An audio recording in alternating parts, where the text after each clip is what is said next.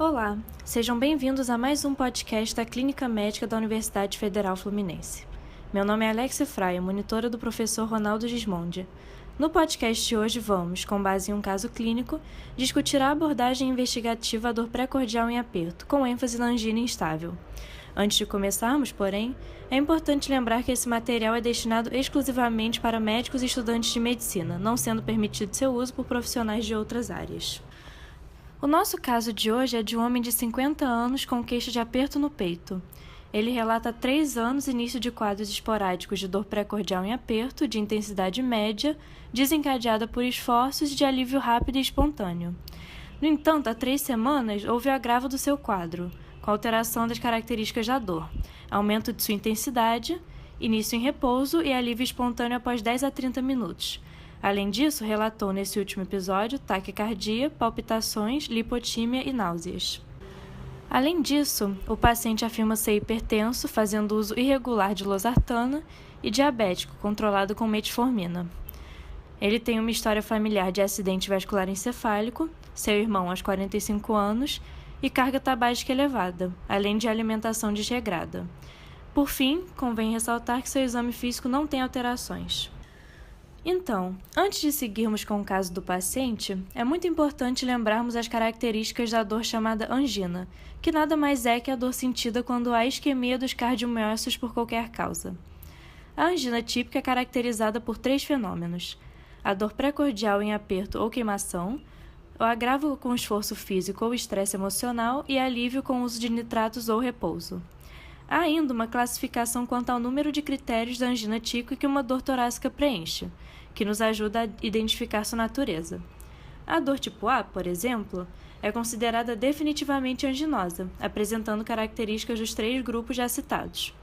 O tipo B, provavelmente anginosa, apresenta características de 2 e assim por diante. O nosso paciente se encaixa nos 3 critérios, tendo assim uma dor tipo A, definitivamente anginosa. Agora que já definimos melhor a dor do paciente, podemos realizar seu diagnóstico sindrômico de maneira mais adequada. Os sintomas que compõem sua lista de problemas, bem como a presença de múltiplos fatores de risco, nos levam ao diagnóstico de uma síndrome coronariana aguda, que ocorre pela isquemia aguda dos cardiomiócitos. E como deve ser feita a investigação de uma síndrome coronariana aguda? Um exame imprescindível é o eletrocardiograma, com pelo menos 12 derivações até 10 minutos após a chegada no atendimento. Além disso, não se pode deixar de solicitar os marcadores de necrose miocárdica. Tanto o eletro quanto os marcadores serão discutidos em maior detalhe mais à frente. Quais outros exames complementares são importantes? A radiografia de tórax nos auxilia a ver sinais de congestão pulmonar e, portanto, falência cardíaca, e também ajuda em possíveis diagnósticos diferenciais, como a dissecção aórtica.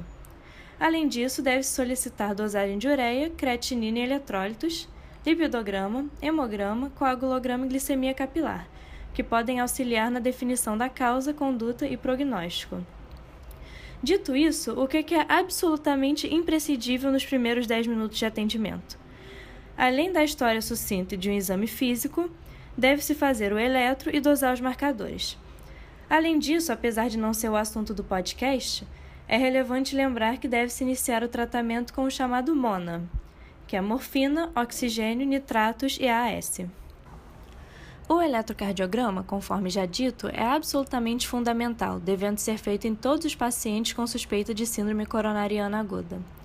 Busca-se, dentre outras alterações, supra- ou infradesníveis do segmento ST, taquicardia ou fibrilação ventricular, bloqueios de ramo, ondas Q e sobrecargas acentuadas do ventrículo esquerdo. No entanto, é importante ressaltar que o exame normal não exclui o diagnóstico da síndrome coronariana aguda.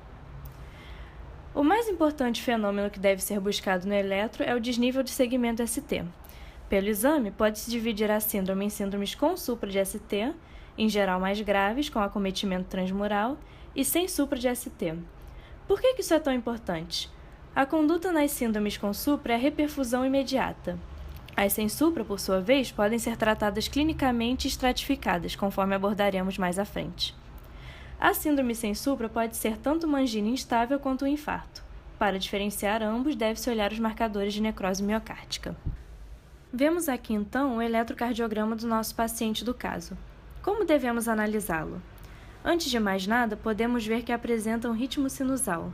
No entanto, há uma alteração significativa do seu exame, que são as extrasístoles ventriculares frequentes, vistos no eletro como os batimentos com QRS alargado. Inclusive, há períodos de bigeminismo. Quanto à análise do segmento ST, que como já falamos é importantíssima, percebemos que não há desnível do mesmo. Assim, a síndrome coronariana aguda do paciente é uma síndrome sem supra de ST. Os marcadores de necrose miocárdica devem ser medidos pelo menos na admissão e após 6 a 9 horas, podendo ser solicitados em intervalos menores se necessário. São muito importantes para diferenciar a angina instável do IAM sem supra. Isso porque no IAM ocorre necrose dos cardiomiócitos, o que leva à liberação dos marcadores, que normalmente se encontrariam no interior das células, na corrente sanguínea. Na angina instável ocorre isquemia, porém sem necrose, assim os marcadores não se encontram alterados. E quais exatamente são os marcadores que devem ser solicitados? A mioglobina é o primeiro a se elevar. No entanto, sua dosagem é muito pouco específica, de forma que acaba sendo um exame pouco usado. As creatinoquinases e as troponinas, por sua vez, devem impreterivelmente ser dosadas. A atual isoforma de escolha da CK é a CK-MB massa, por ser a mais sensível nas primeiras 6 horas. Ela se eleva em 3 a 6 horas após o início do evento, atinge seu pico em 16 a 24 horas e se normaliza em 48 a 72. As troponinas, por sua vez, são os marcadores de primeira escolha para o diagnóstico do IAM, por serem os mais específicos. No entanto, se elevam de maneira mais tardia, em 4 a 8 horas, com pico em 36 a 72 e normalização em até 5 dias. Vemos aqui agora a curva enzimática do paciente, com 3 dosagens.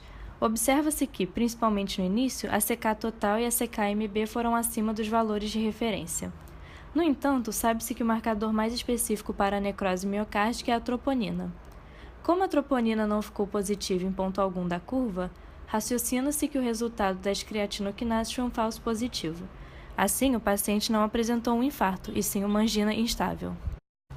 Após a conduta imediata que acabamos de abordar, deve-se, com o auxílio do eletro dos exames complementares, estratificar o paciente para definir a próxima conduta, tanto terapêutica quanto investigativa. Como o foco do podcast de hoje é a investigação da angina instável, não abordaremos o tratamento ao paciente. Enfim, como é feita a estratificação? Há diversas formas, como o time RISC e o GRACE. Além disso, há determinados critérios que definem a classificação de alto risco, listados no slide. A angioplastia ou cirurgia recente, instabilidade hemodinâmica, insuficiência ventricular esquerda, congestão pulmonar, taquicardia ventricular, dor recorrente e ou refratária, infra de ST superior a 1 mm e elevação das enzimas cardíacas. Como seria feita a estratificação do nosso paciente? Seu eletro apresentava extrasístoles ventriculares com bigeminismo. Pelas palpitações extrasístoles e lipotímia, foi pedido um Holter de 24 horas. Sabe-se que 3 extrasístoles ventriculares em sequência configuram uma taquicardia ventricular. Apesar do eletro mostrado anteriormente não se encaixar nesse critério, no Holter realizado viu-se de fato a presença da taquicardia ventricular. Assim, o paciente seria de alto risco, por se encaixar em um dos critérios expostos no slide. Após a estratificação, segue a investigação do paciente com base em seu risco. Pacientes de baixo risco devem ser avaliados com um método não invasivo, como teste ergométrico, cintilografia de perfusão miocárdica ou eco com estresse, em até 72 horas. O alto risco, por sua vez, justifica a realização de um método invasivo, a cineangiocoronariografia, em até 24 a 48 horas. Pela estratificação do nosso paciente do caso, deve-se então prosseguir a investigação com o método invasivo. Então é isso, gente. Curtam a página do Facebook da Clínica Médica da Universidade Federal Fluminense e se inscrevam no nosso canal do YouTube. Muito obrigada e até a próxima!